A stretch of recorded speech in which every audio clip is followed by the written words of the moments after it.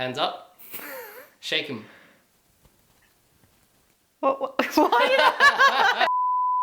I finally did it, everyone. I did the challenge I've been wanting to do forever, a blindfolded coloring challenge. Now I'm probably gonna disappoint you straight away because no, I didn't actually color whilst being blindfolded. I do love a good challenge on this channel, but that sounds like torture to me and I'm not really into torture. So instead, I made all my coloring decisions whilst I was blindfolded. Since I couldn't see a thing, I did have to rope in my husband for some assistance, and yeah, that footage turned out pretty chaotic. So I'm gonna roll those clips for you now, and hopefully you'll be able to follow along with that chaos. So these are all my coloring books. Maybe pick out around like 3 to 5 and like just place them in front of me, and then I'm just gonna have the blindfold on and grab one. Right now? Right now. I have to have colored this in 2 days, so maybe nothing too big. Please. So how many? 3 to 5? Yeah, around the 3 to 5 mark. This one. So I have 3 so far. Would you like 5? No, don't tell me, just do whatever you want. Alright, I'll do one more. I'm feeling the energy. I'm feeling over here. Alright, go with your heart. How come the last video that you were in and you controlled my coloring, I also colored in this book, and now I'm coloring in this book again? It's called fate. I think to choose the page, I'm just gonna like flip until I land on a page. All right, here we go.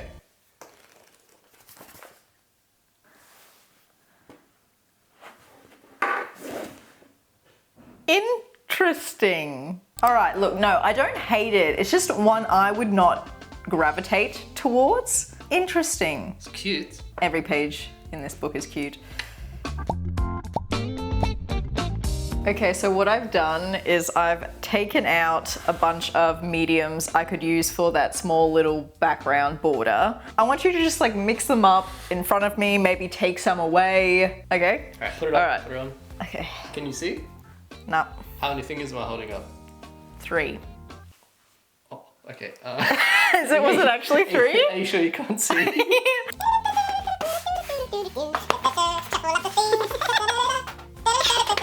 Pick one. I'm feeling over here. My Okay. hand wants to go over here. Follow your heart again. You'll find something. Ah, the Derwent ink tints. Very nice. I do have to be very careful with my water usage when using Derwent ink tints and Lulu Mayo's books because I have had bleed through issues, but this is all right. Thank God I didn't get oil pastels. That's all I can say. I put the tin over there. Oh, you know, I love my Neo Color twos. Yeah, we've got to change it up. All right, I need you to mix them up in front of me. All right.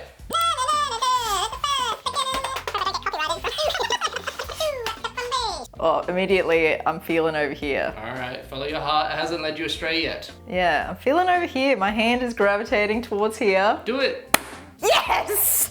I don't think I've ever used the Neo Color 2s in a Lulu Mayo book before. And I also don't love using the Neo Color 2s for basing. Yay! Okay, so I've got all my different pencil brands in front of me, all my different pencil sets. Same thing as last time, mix them around, take some away, do whatever you please. All right, let's do it.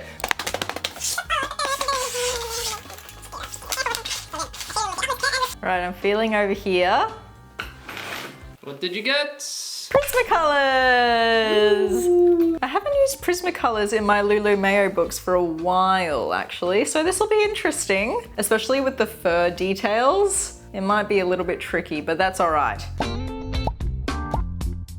Okay, now this is where it gets really interesting. To decide my color palette for the page, I'm actually just gonna like flip through this pencil case, I suppose, and pick out 5 pencils, blindfolded, obviously. And yeah, that's gonna be my color palette for the page. I will allow myself to use other pencils that fall within, you know, that sort of color range of that pencil, but these are gonna be like the main colors. All right, so pencil number 1. This one. All right. That's pencil number 1. Pencil number 2. 3, I'm scared. Why are you laughing? 3. Way to go. 4. If I choose a small one, that means it's a color I like. Is that 5? That is 5. Okay, let me see the color palette.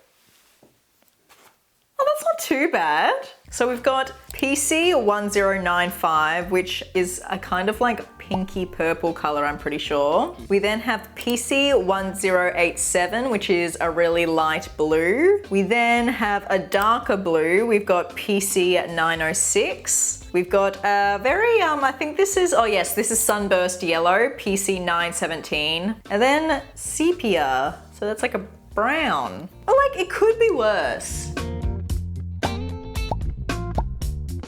We all know that I have quite the acrylic marker collection, so I've got a lot out here in front of me. I've also put out the Languo gel pens, and just as a bit of a wild card, I've got the Crayola crayons here, so hopefully I don't get that, but you know, spice things up a bit. All right, babes, mix it around, right. Take away some, do whatever. I'm not feeling anything yet. Oh, I'm going over here. Why are you making those noises? Don't. Okay. There's nothing there.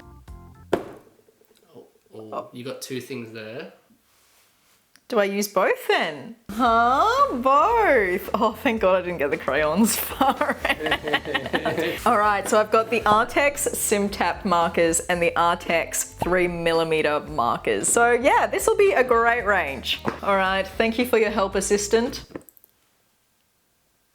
Oh yeah. I was going for a high five, but sure. All right, let's get into some coloring. Now, the first thing I did before getting stuck into the page was create my very own makeshift color cube inspired palette with the Prismacolors I'd pulled. You know how the backside of Sarah Renee Clark's color cube cards kind of show you all the different shades of each color in the palette? Well, that's what I was trying to do here. I feel like the footage demonstrates what I mean way better than I can explain with words. But basically, this little sheet of paper turned into my coloring palette blueprint for this challenge. I didn't stick to these color combinations necessarily, but these were the only pencils I allowed myself to use, except in one instance, which we'll chat about when I get to it. Now, I decided to jump straight into the Derwent Inktense background border situation, masking off the middle of the frame and also the edge of the opposite page. This is something I highly recommend doing if you're coloring up to the binding of a book. I stopped doing it a while ago and I have no idea why, but it's incredibly helpful for keeping the opposite page clean and crisp and yeah, free from any coloring mishaps. Now, for this border, my idea was to create something really messy and organic. One thing I love doing in my coloring pages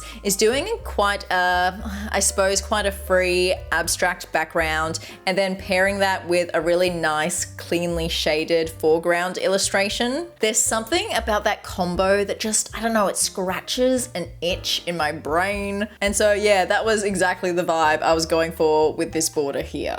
I stuck to my blindfolded color palette, going with blue and yellow Inktense pencils and just scribbled pigment wherever I felt like, totally ignoring the illustrative details. I went ahead and activated that first layer, and then for the second layer, I pulled pigment straight from the pencils themselves and using a damp paintbrush, applied that pigment to the paper from there in kind of messy splotches to the background. I specifically chose a damp paintbrush over a water brush here because I wanted to have control over how much water was hitting the page. Lulu Mayo's books don't hold water very well, so being able to control that part was super useful to avoid any bleed through issues and keep the paper, you know, the paper's integrity nice and intact. Next, I used the Derwent Inktense Dry to add some really simple shading to the floral framing, just enough to help those details pop a little against the background. My basic approach here was wherever the background was yellow, I shaded the floral details on top in yellow. Wherever the background was light blue, I shaded the floral details with a light blue, etc.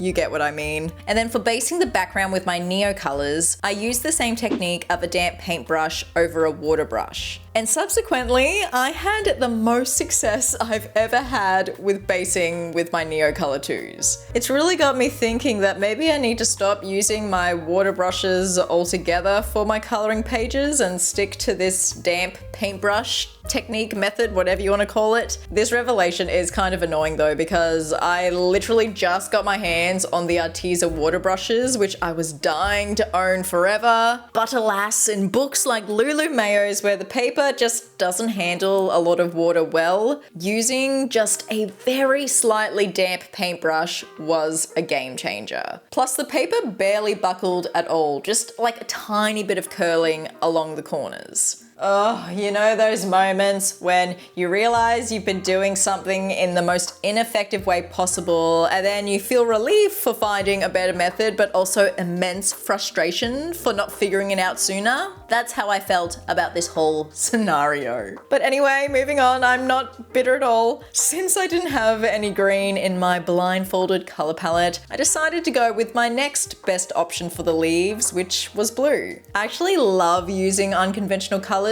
for real life elements in my coloring pages. I don't do it super often, but I always enjoy it when I do. I kind of feel like it's my goody two shoes version of being a rebel and breaking the rules. And since I had a dark blue and a purpley brown shade in my palette, I decided to keep experimenting with analogous shadow colors. So for my predominantly blue leaves, and actually any blue element on this page, I used black raspberry as my shadow color, and then for the pinky purple flowers, I used Copenhagen blue as my shadow color. In my last upload on the channel, I spoke about how doing the kind of analogous or complementary shadow technique does tend to work best with a layering approach, as well as just oil-based pencils in general. But as you can see here, it's still totally possible with super waxy pencils like the Prismacolors. The result just comes out a little bit different, and you just need to have a slightly different approach as well. I'm still personally figuring out what that best approach is, but at least for this page here, I started by placing my analogous shadow shade down first with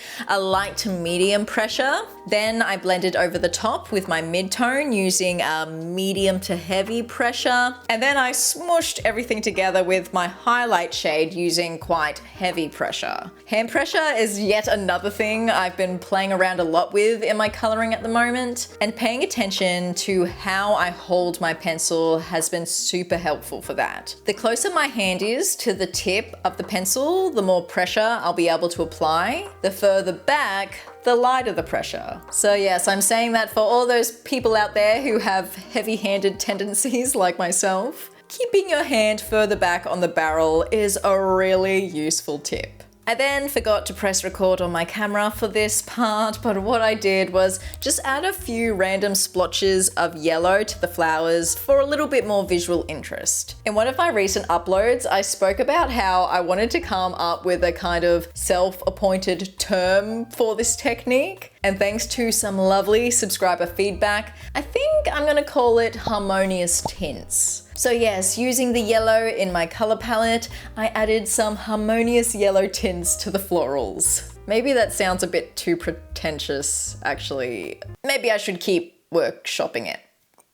We'll see, we'll see. Now I thought having such a limited color palette would feel quite limiting, but it was actually the opposite of that. I found that I had a lot more freedom when I only had a limited number of pencils to choose from. There were one or two moments where I was dying to grab another color from my Prismacolor set, but for the most part, I loved not having to overthink my color combinations. In a weird way, it almost made me more experimental because I feel like I put together color combinations that I never would have tried if I'd had the full Prismacolor set at my disposal. So yeah, I totally recommend giving the blindfolded color palette picking part of this challenge a go for yourself. It was way more enjoyable and rewarding than I expected. Now, something I know a lot of people struggle with, and I still do myself, is how to color clothing. What I find easiest, especially when coloring clothing that has a lot of pleats like this item here, is to figure out which pleats are sitting higher and and which are sitting lower. For the pleats that are underneath, I'll add shadows on both sides of the fabric folds, but if the pleats are right at the edge of a clothing item, like you can see on the right side of the cat's dress here, then I'll only add shadows to one side of the panel. And then for the upper pleats, which there only happen to be 2 of on this page, I add a little triangular shading in the center of the panel right at the bottom.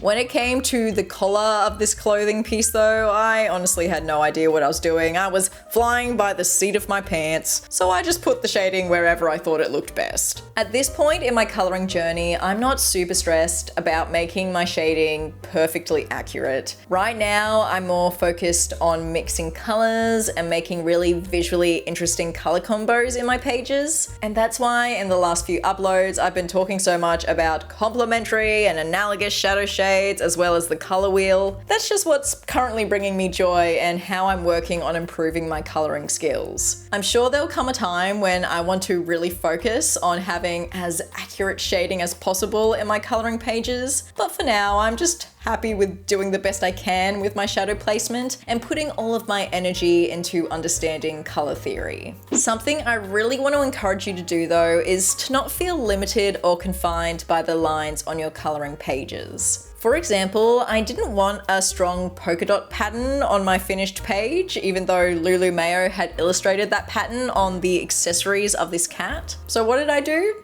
I completely ignored it and shaded the elements as if there was no pattern there. And personally, I really like the look. If there's an element on your page that you don't want to color or use a specific technique for, you totally don't have to. I like to think of the lines on a coloring page more as a guideline rather than strict rules. Feel free to color outside the lines, cover up details, do whatever the freak you want. It's your page, and as long as you enjoy the process at the end of the day, that's all that matters. With that being said though, I did put off coloring the cat's fur right until the very end, but I promise I'm not contradicting myself. I really did want to color the fur details. I was just intimidated by the idea. Hopefully one day I'll get over the fur and hair coloring intimidation. But anyway, you probably heard me say earlier that Prismacolors aren't the best for fine details like hair and fur. I've been practicing a lot with my polychromos recently and I've found the results so incredibly satisfying. They're definitely the best brand I've found for doing those really fine details. But since I blindfoldedly chose the Prismacolors for this page, I had to make them work. And it wasn't a complete disaster. I followed a layering technique as much as I could, and since one of the biggest challenges with fur is figuring out how to suggest shadows whilst keeping the sort of fur texture intact, I started by lightly shading where I wanted my shadows to go. This is such a useful foundational step for me as I'm getting more into fur coloring, so I highly recommend giving it a go for yourself. But yeah, once I was happy with my shadow placement, I focused on then creating the fine fur details. I built up the color gradually, clustering the strokes closer together in the shadowed areas and spacing them out more as I moved towards the highlight points. At first, I was pressing a little bit too hard, probably because I've just been practicing with the harder core polychromos recently. But yes, that approach does not work for the Prismas. I found that a lighter pressure was much better for creating those finer fur details,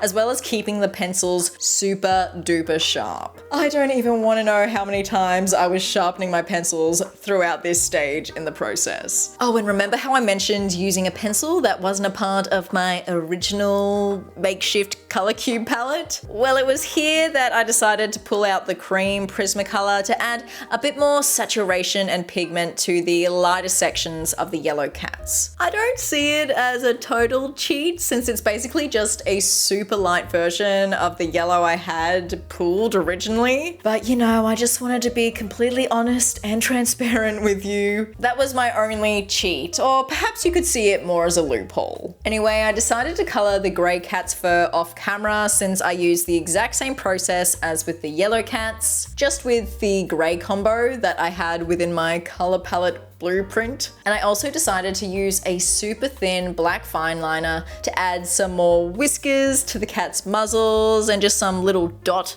details as well. You know how the cats have dots? You know what I'm talking about. I was a bit surprised though, because I found myself loving the fur coloring on the grey cats significantly more than the yellow ones. This might be because my technique improved as I went along, but I actually think I like the grey cats more primarily because of the colour combo, which actually made me realise that maybe the combo of pencils you use when fur colouring is just as important as the technique itself. It sounds completely obvious in retrospect, but something I didn't consciously think of until this moment. But anyway, after the fur was done, I was on the home stretch, adding those finessing details with my acrylic markers. I didn't end up adding too many white highlights to the foreground, just a few accents on the cat's accessories, the centers of the flowers, the tiling, and a few extra highlights in the cat's pupils. That's something I always love doing to Lulu Mayo's characters. I find it just makes them look extra cute with those glistening details. And then the rest of the acrylic work was done with a mix of blue and yellow markers. I added some details to the floral border where I hadn't done any shading with the Inktense, intentionally keeping it a bit messy to maintain that juxtaposing background vibe. And of course I went all out with my signature acrylic marker dots, adding lots to the border, the black background, and even a scattering on the largest cat's outfit.